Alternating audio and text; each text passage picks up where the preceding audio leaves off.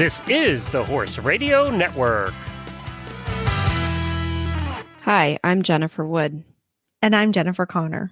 From Equestrian Businesswomen, and you're listening to Equestrian B2B, the podcast that brings together industry leaders, entrepreneurs, and equestrians for conversations about how they build and sustain a successful business.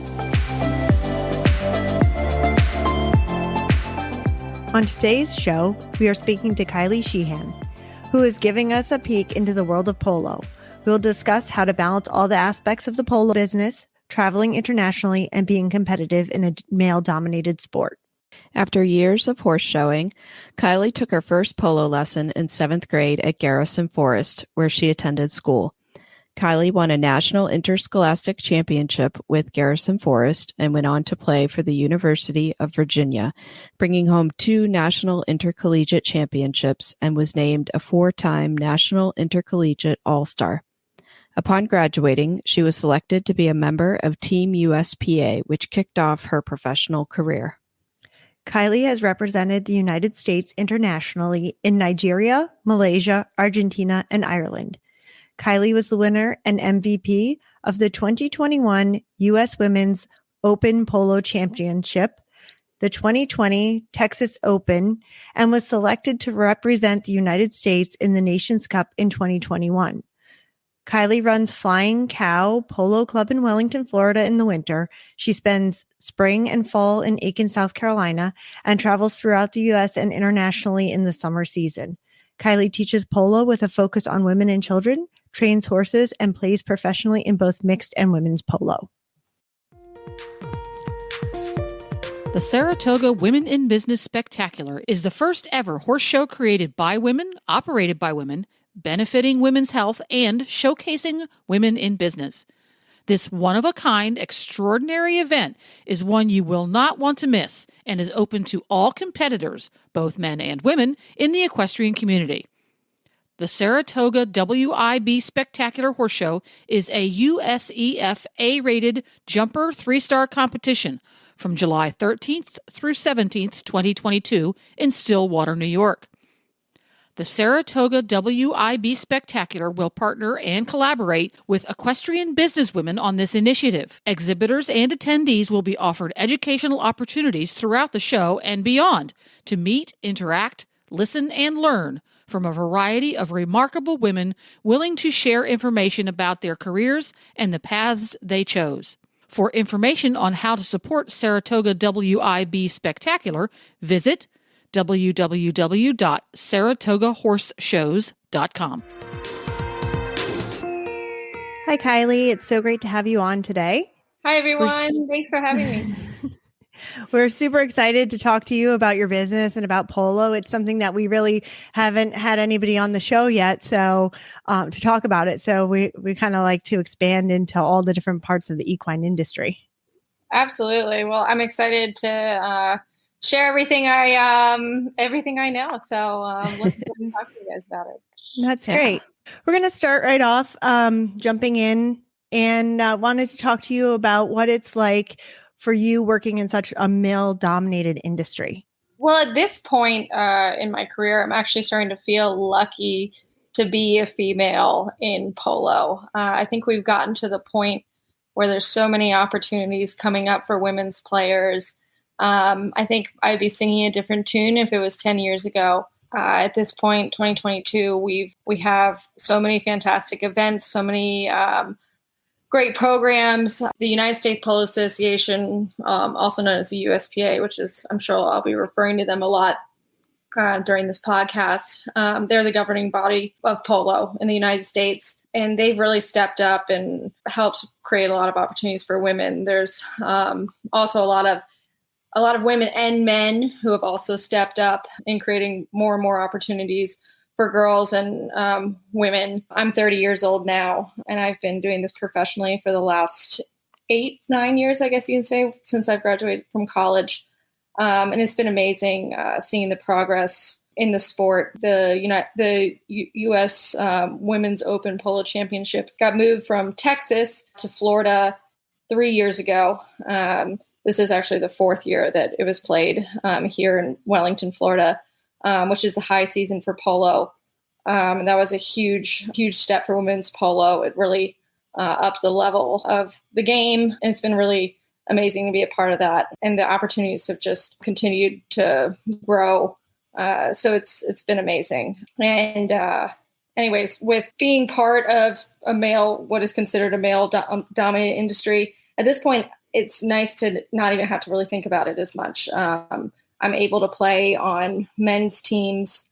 The biggest advantage of that is we're a handicapped sport. So there's mixed handicaps and then there's women's handicaps.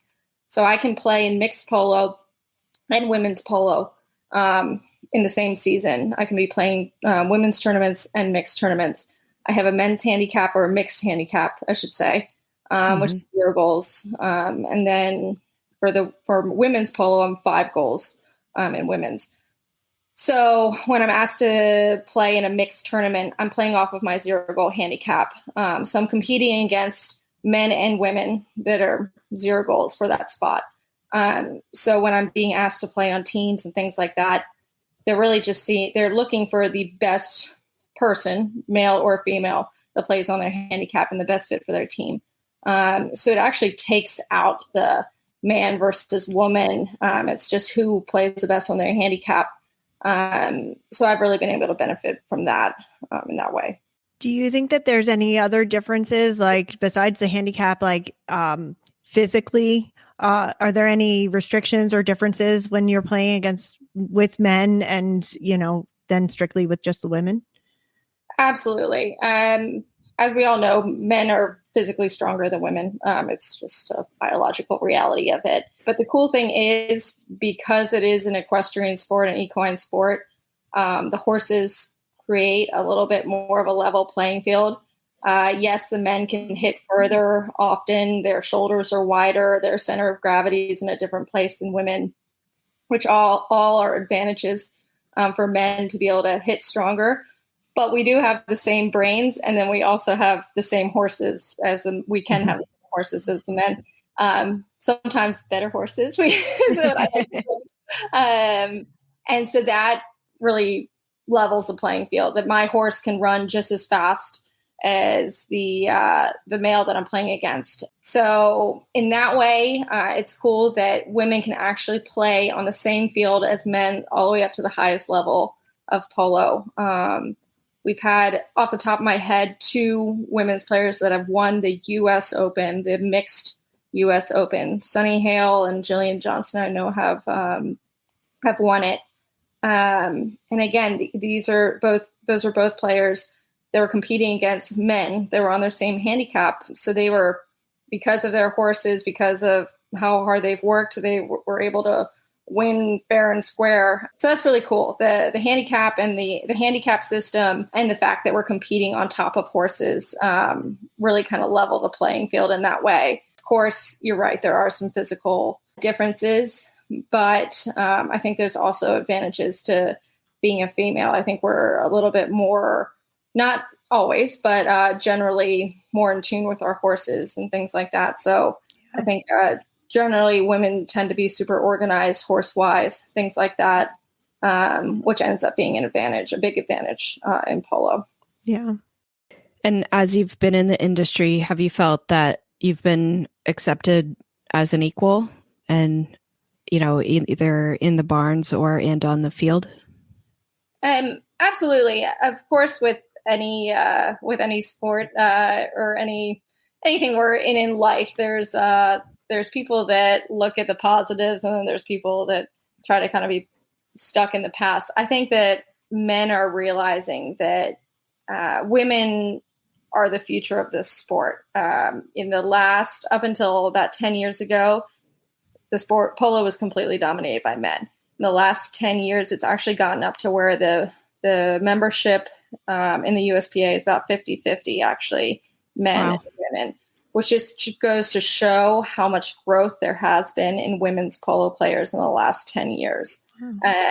That's amazing. So, as I'm sure you all can imagine, that's a huge opportunity for the industry to grow, and everybody benefits from that. The more women's players there are, the more horses are being bought, the more stables are being rented and built and all that stuff. So I think that actually the men are realizing that this is a huge part of our sport, that we haven't, a huge opportunity for growth that we haven't had in the past. So I think actually men are embracing it. The smart ones are realizing this could be a big part of their business. And they're actually encouraging more women to play, encouraging women's polo, because it's good for the entire industry. So it's super exciting. I mean, I played in the U.S. Women's Open Finals a couple of weeks ago now, and all 5 of the teams that were playing were backed by major men's organizations. I had 5 different top men's players helping provide me with extra horses to compete that day. We had men's coaches out there. Of course, obviously, we have women's players that are also helping and coaches and all that stuff. But it's so cool actually to see the men get excited about the women's polo. So I think that they're just as excited as we are. Maybe, like I said, 10, 15 years ago, that might have been a little bit different. But I almost feel like at this point, the guys are realizing what a great part of the industry we're becoming, the women's players and women's professionals in the industry. I think it's super positive. Do you think that you have to negotiate your relationships with men in the industry differently than you do with women when you're conducting business, when you're playing, when you're on teams, or do you think it's the same? I wouldn't say it's the same yet. I think there's still a lot of room for improvement. Believe it or not, I think that the women's polo is what actually lacks in terms of pay, equality, things like that. In the mixed polo, again, since you're playing on your handicap, you kind of play for the standard rate that you're playing, whether if you're a 2-goal female or you're a 2-goal male player. There's kind of like the industry standard. Of course, there's, it's not set in stone, but you can say, hey, I'm a 2-goal player. I make this much in an 8-goal tournament, for example, which is the handicap level of the tournament. And in women's polo, because it is a newer thing, the higher rated players, like the 10-goal players, 10-goal female players, are not making the same money that a 10-goal male player would be making in a tournament. That's not to say that women aren't trying to support each other or anything like that. I think it's because it is so much newer, these higher end organized women's tournaments, but there is definitely pay inequality. And when I say pay inequality, by the fractions of what a 10-goal male player is making versus a female player. Like I said, I don't think it's out of malice or lack of respect for women or anything like that. I think that there's still room to improve, in women's polo is becoming more organized, and I'm hoping that we'll get there. So in that way, when I'm negotiating with men, that's not necessarily the issue. It's just that women's polo is not quite as developed as men's polo. It's as having female professionals, if that makes sense. So. Yeah. Mm-hmm. And do you have advice for women who are kind of diving into an industry that might be a little more male dominated, and how they can conduct their business and being involved with it? I think that the biggest thing is to not have a chip on your shoulder or anything like that. Go into this, I've tried to realize that I think that for the most part, everybody is hoping for you to be successful. Everybody's trying to help each other out. Polo is a small enough world. It's much smaller than the hunter jumpers or the dressage industry, racing industry, anything like that. It's a super small community. You might be playing against a player in one tournament, but then the next tournament, they're your teammate, which is a little bit different than when it's just you and your horse competing against everybody else. You're always competitors against everybody else. That's what's so cool about polo is since it is a team sport and your team isn't always the same, you're your biggest enemy one week might be your best friend the next when they're actually passing the ball to you instead of you having to go try to stop them from scoring. Because of that, I think that the most important thing is knowing that everybody's in this together, and knowing that everybody wants you to be successful. And I've tried to have that attitude, and men, women, anybody, I go to people for advice. I try to have an open mind. And I think people really want to see young women get opportunities in polo, get on more of these, in more of these mixed polo tournaments, things like that. So that'd be my biggest advice, is just know that and believe in yourself and take advantage of the opportunities that people are trying to give these young players. And, you create your own luck. And hopefully, if you do the right thing and, you're a good person and a good horse person, show up as organized as you can, it usually works out. You'll get asked back and that sort of thing. So, have there been roadblocks that you've faced in your career, and how did you overcome them? Absolutely. I mean, with anybody that works in the equine industry, of course, we're working with live animals. I've had heartbreaks where I've thought I've had a top horse that I'm competing with that the week of my biggest tournament of my year comes in with a tendon or a suspensory, things like that. Of course, those are immediate roadblocks that, at the end of the day, usually work out if, whenever I've been short a horse or something like that. Like I said, I've, my friends that are in the industry always step up and help out. There were definitely roadblocks at the beginning of my career. When I first graduated, I went to University of Virginia and played college polo there. And when I graduated in 2013, which is less than 10 years ago, it's coming up on 10 years, less than 10 years ago, I was part of a development team for that the USPA organizes. And at that point, it was not encouraged at all to try to pursue a professional career as a female. Right. Yeah. It's not like you went to college thinking I'm going to be a professional polo player. Right. Absolutely. I went to all girls high school, girl power, all that stuff. I was personally taught, and through my education, everybody around me, I'm one of 3 sisters, no brothers. So I was never taught that women couldn't do it by any means. But going into this polo industry and having this passion, it was a little bit daunting because, I was being told that you shouldn't try to be a female professional. You can go teach a polo school or manage a polo club, which I have done. And that's been a huge part of my success in getting me to where I am today. But actually, the fact that I started out with that and didn't immediately go into just trying to be a professional actually ended up, I think, adding to my success at the end of the day. So what started as a roadblock, which was that there really wasn't, it wasn't even that I was necessarily being told I couldn't be a female professional, but there weren't the tournaments to play and the infrastructure to actually be a successful professional female player.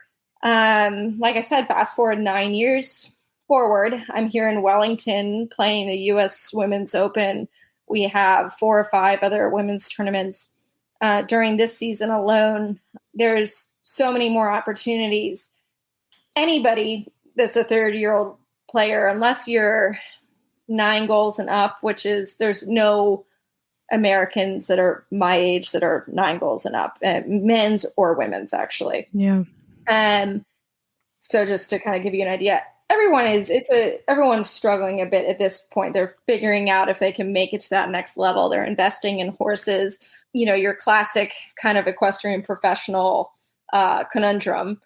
And me making that infrastructure of running a polo school, also running the club, it's given me a depth that I think a lot of the male players don't have, that they kind of have their eggs all in one basket where they're trying to make it as professional. Whereas I have, 5 different things going on at one time. So if one isn't going that well, if I'm not getting the jobs I want or something like that, I still am running a polo school, running a club, selling horses, all those things.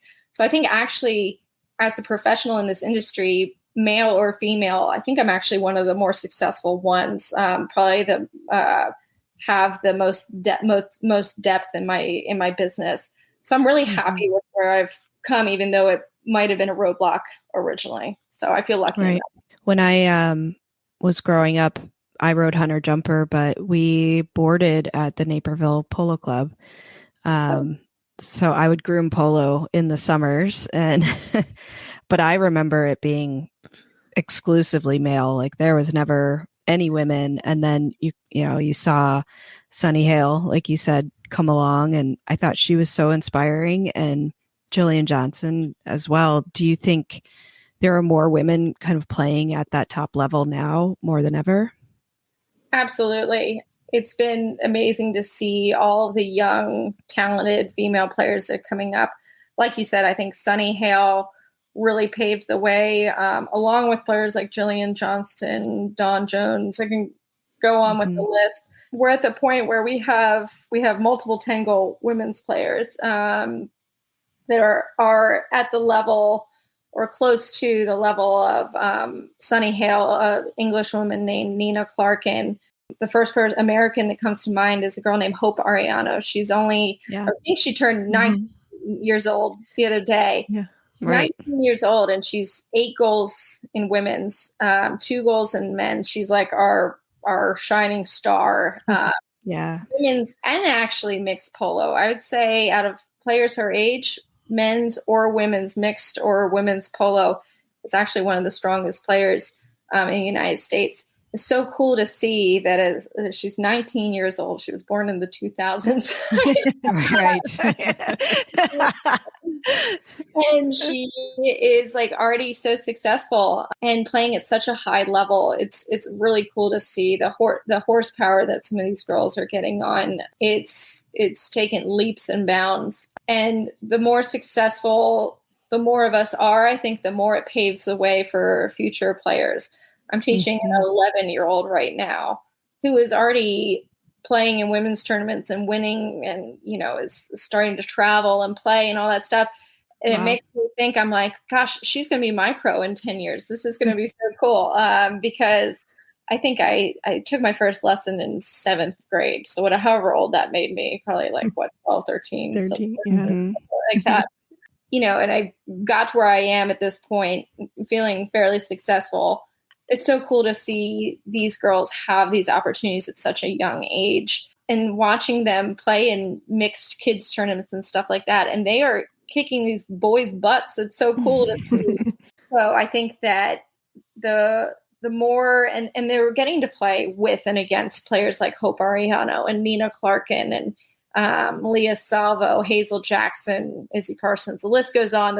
Literally the top women's players in the world are here playing with these young players, and it's only going to make the entire sport better and more successful. And like I said, if one person's winning, we're all winning in a way. So that's been so cool about this women's polo movement, is everybody's so supportive and wants these young players to be successful and to really go up the levels as high as they can. So it's been really cool to see.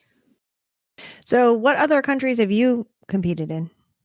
So of course, with the pandemic, things slowed down for my international travels in the last year or two. I was able to go play in Argentina this fall in November. November and December. I was lucky enough to represent the United States in the Nations Cup, which was a tournament that we got to play in Palermo, which is in Buenos Aires, Argentina. It's the most famous polo field in the world. It's kind of a dream it's maybe the, I don't know what the equivalent, Hamburg, maybe is that a jumper, the big jumper? I don't know whatever. Aachen. Yes.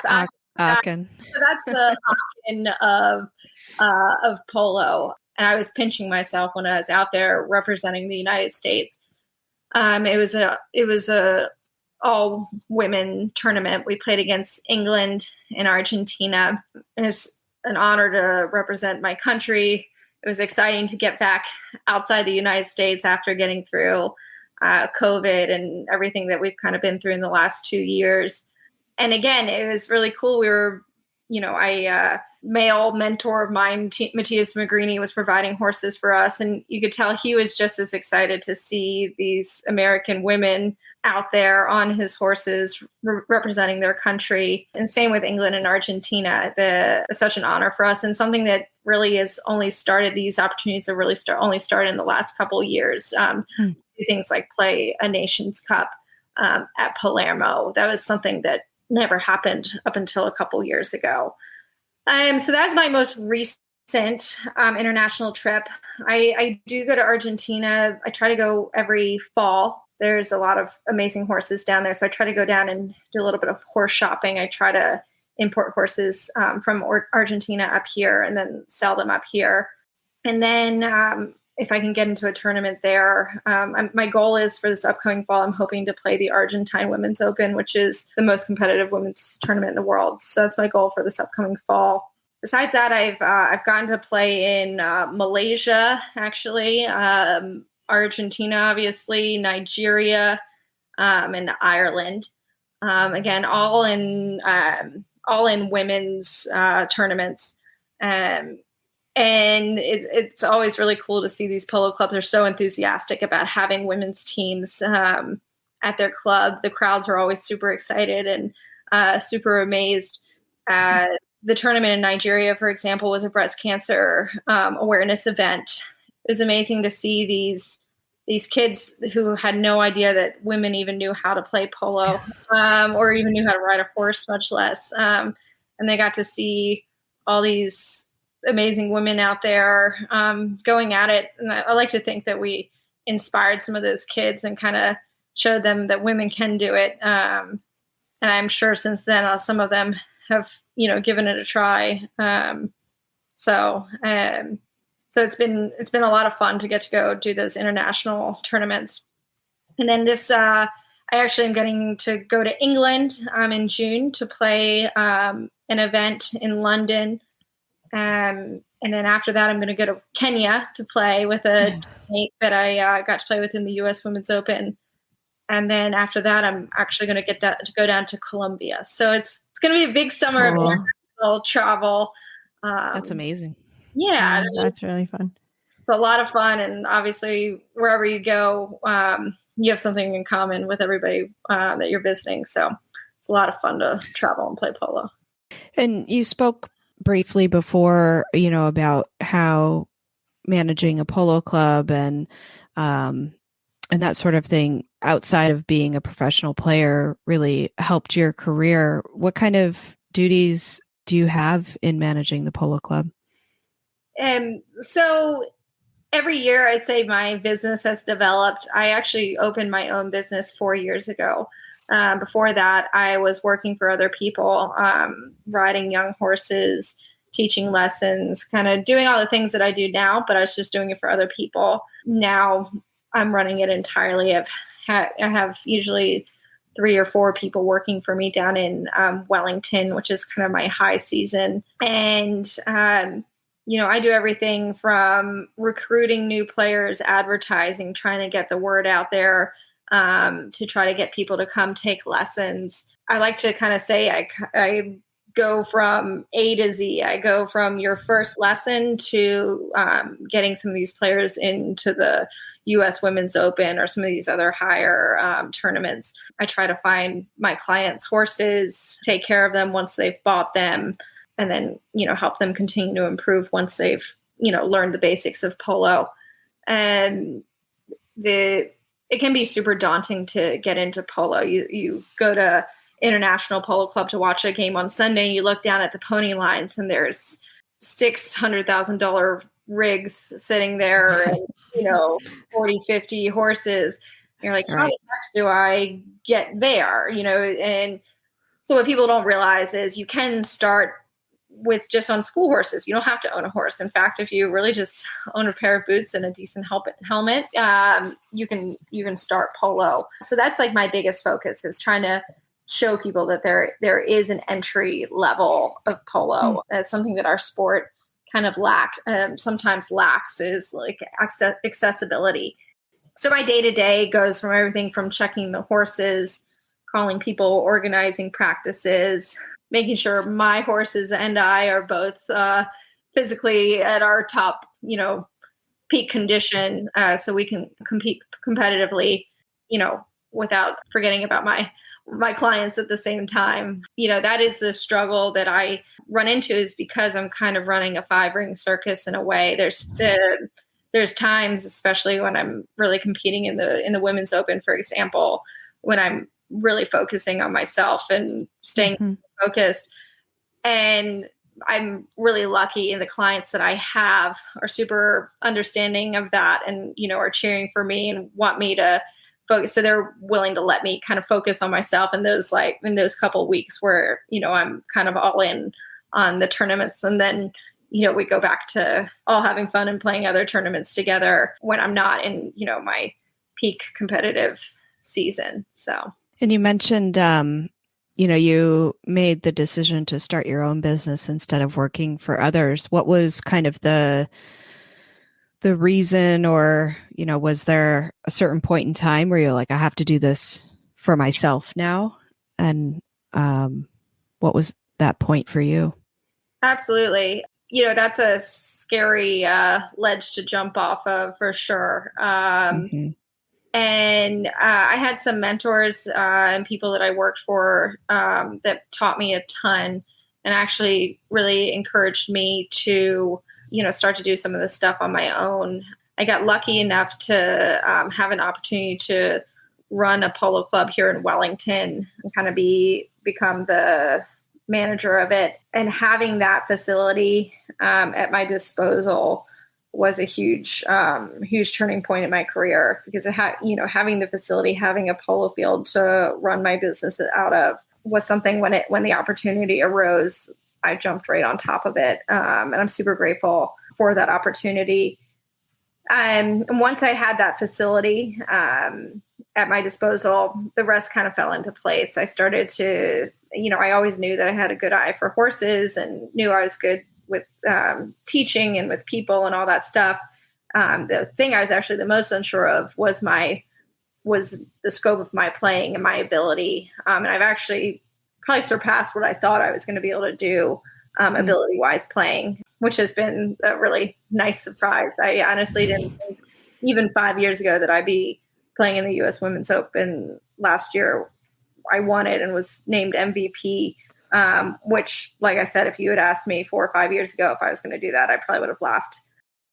It sounds like you're able to take some time to focus on yourself, though, which I think is helpful, because when you're doing so much for everybody else and all running around in all the different directions, that ability for you to be able to be like, okay, this is my time to focus on me and do what I need to do for me, and have that group of cheerleaders behind you probably really helps push you forward and do what you do, right?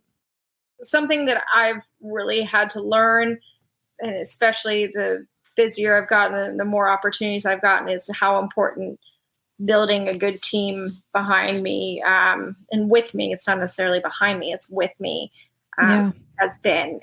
It'd be impossible to accomplish anything in the sport without, we all know good grooms are the most important thing. If your horses aren't healthy and happy, there's no success in the equestrian world without your horses. I've had some fantastic assistants, working students, and then, like you said, even clients that are cheering for me as well, and trying to help me get the best opportunities possible. So it's 100% the team that you surround yourself with, and then of course there's the people that I'm managing and building my business with. But then there's the people above me that I'm still considering mentors, and I'm learning from, and I'm calling and asking advice for. So it kind of goes both ends. I like to think that I'm helping people that are, coming up the ranks and learning and all that stuff. And then I also have access to some incredible professionals in the polo industry, and then in the equine industry as well. Even the vets and the shoers and things like that, acupuncturists, chiropractors, all that I think is so important. I'll even go home and take a dressage lesson every once in a while just to keep myself up. And I think all of that stuff crosses over. So I think it is so important. If you're with a group that you trust, the people that are with you, then I feel like I have done a much better job of creating time for myself. And I think that in the long term, like you said, it's helped with my success is, taking that personal time and not running yourself too thin. So absolutely, that's a great point. You spoke about how important mentors are to you. And I feel like, maybe in the horse world and riding and things like that, there are people always willing to lend a hand, but I feel like it's a lot harder when maybe you're starting a business or, something not directly related to riding as a profession. And have you had people who've helped you more on the business side? Absolutely. So it's funny. My sisters I'm from a not horse or polo family. My mom and I actually started riding together. So now we consider ourselves a horse family, but it wasn't a growing up in a horse family on a farm situation. And my other two sisters, I'm the middle child. My older sister ended up in finance, and my younger sister ended up being an architect, which have ended up both being very helpful industries for, my older sister kind of helps me keep everything fairly organized financially. And then my younger sister swears I haven't gotten there yet, but she swears that she'll help me design my dream barn when I end up building it.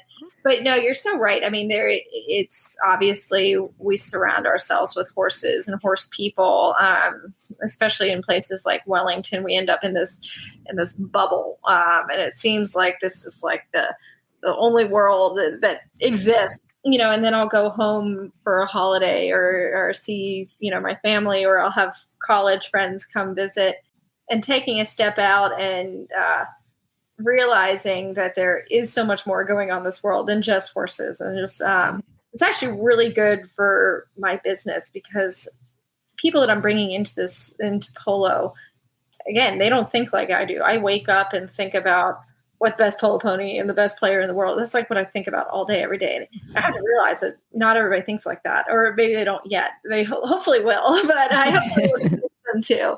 95% of the people in the horse industry that are supporting this industry, they want to do this for fun, and this should be an outlet for them.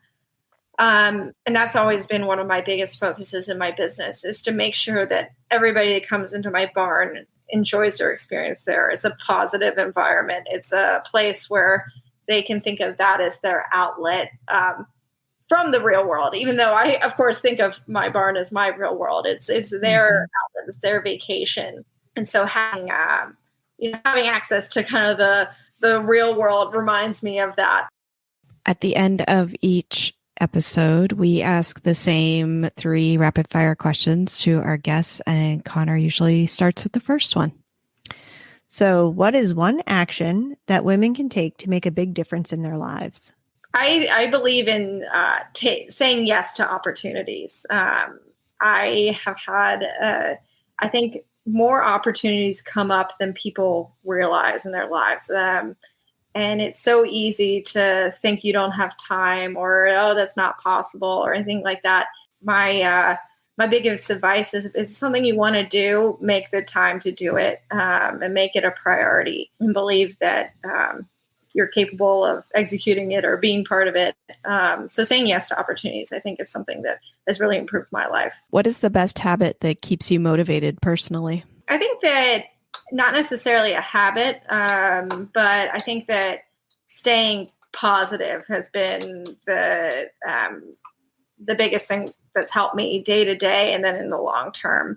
A coach of mine in high school, my polo coach, used to always say to me, the entire game we play, say next play, next play, next play. Her name is Cindy Halley. She's still an amazing coach. And I think that actually translated into my whole life and my business is, thinking about, instead of next play necessarily, not thinking about, what shot you're going to make next, but, it translates to life, to not kind of dwell in the present, but always be thinking about the future. And if things aren't going right, you got to kind of keep thinking about, maybe change something up. So I think that has turned into a habit of mine is, okay, so this isn't working. What's the next play? What am I going to do? And that's helped me a lot. And what's your favorite horse movie? Horse movie is, what was it? I think it was what is it? War Horse? Is that what it was War Horse. Right? Yeah.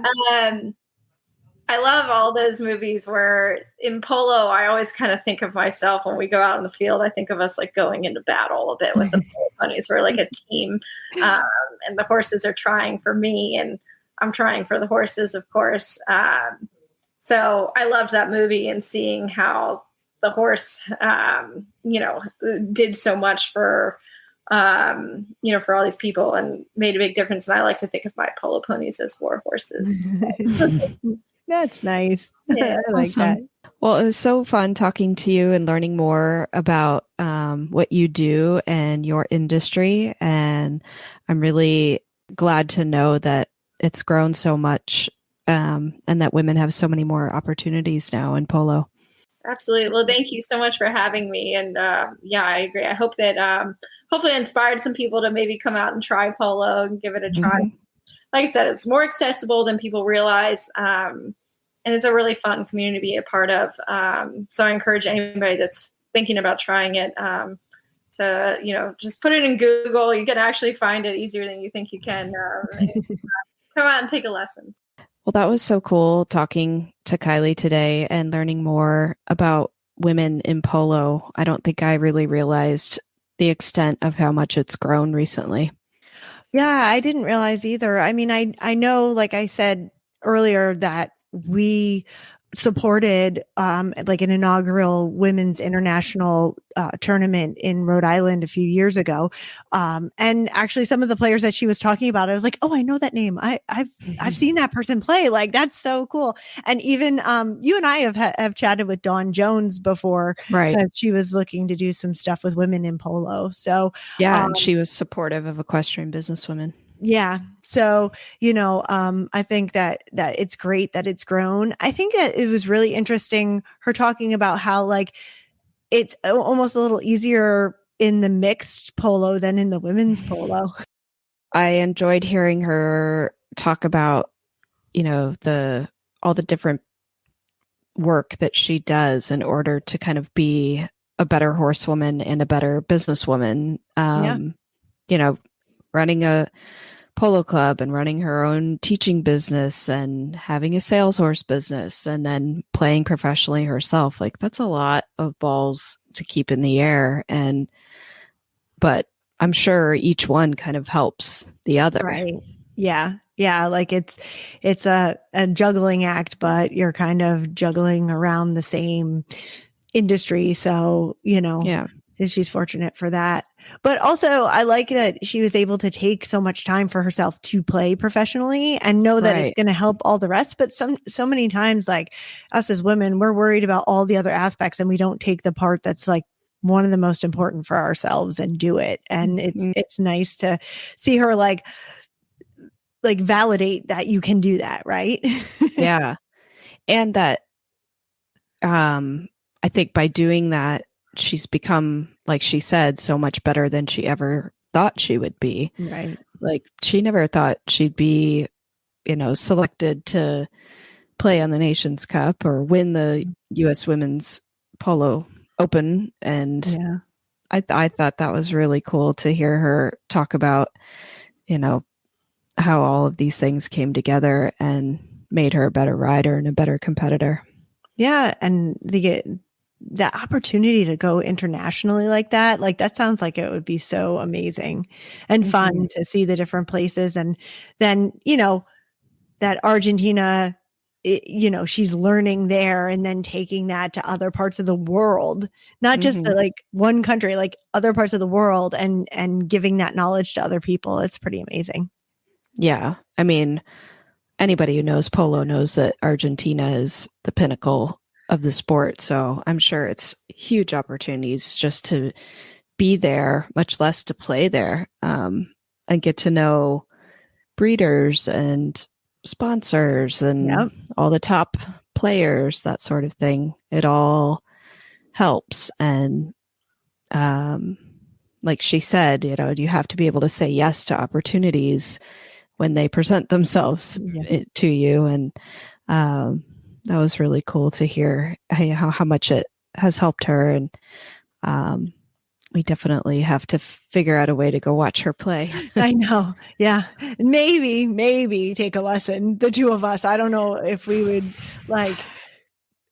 survive through it. That would be tough. Like, I'm all for going on a trail ride on a polo pony, but I'm telling you, when I played, when I first started, you don't even realize like the little muscles in your forearm. Yeah. And just from like easy stick and balling, like I could barely lift my arm for like a week.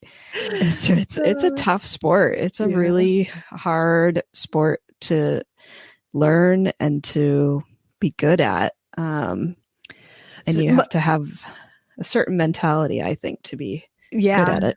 I definitely think so. So it's funny that you said that you grew up with like boarding at a polo place, because we also for a couple of winters boarded at a place where the family was like entrenched in Cornell polo. Like their son was older than me, but like he went, and I think they had a daughter who went, and we stayed. Their barn was pretty quiet in the winters. And so we boarded a couple of horses there, and they had a room where they had like a dummy, and you just hit balls and hit balls and hit balls. Right. And so my mom would drop us off at the barn and we would ride, and then we'd be waiting for her. And that's what we did. We sat in there and we'd hit balls all afternoon long, waiting for her to come pick us up. So yeah. And we had one pony that you could play polo off of. And my brother was a little more interested in it than I was, but I've hit the ball around a little bit with a mallet. So it's fun. It's fun to have those little experiences, right?